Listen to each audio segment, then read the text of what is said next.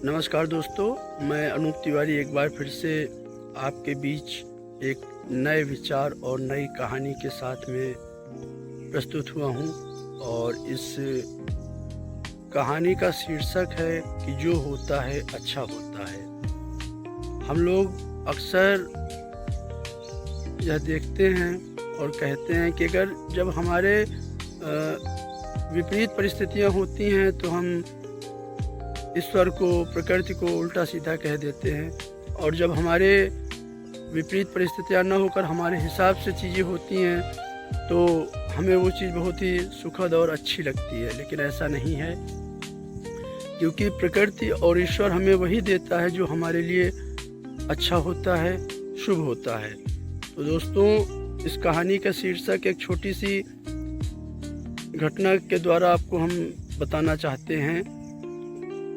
एक राजा थे और उनके एक मंत्री थे।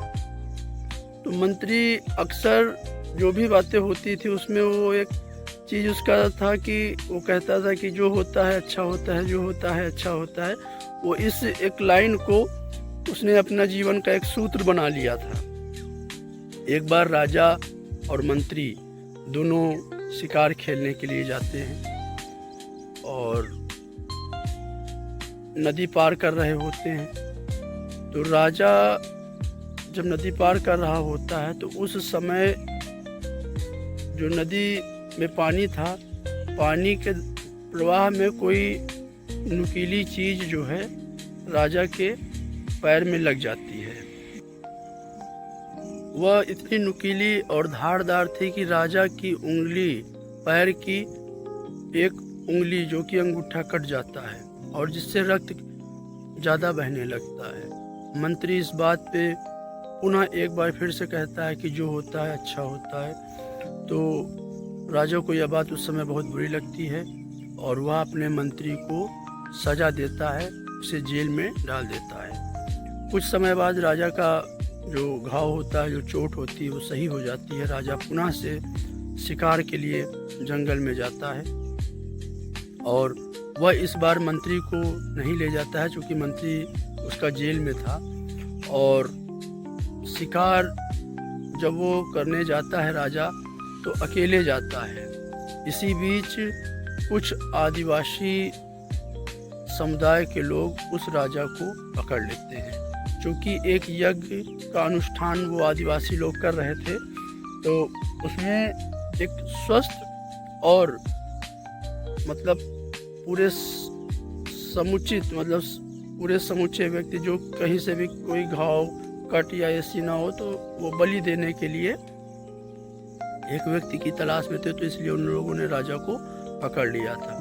बाद में जब जांच की जाती है तो पता चलता है कि राजा की उंगली कटी हुई है, तो वह जो है खंडित माना जाता है। तो इस वजह से उस राजा को वो लोग छोड़ देते हैं।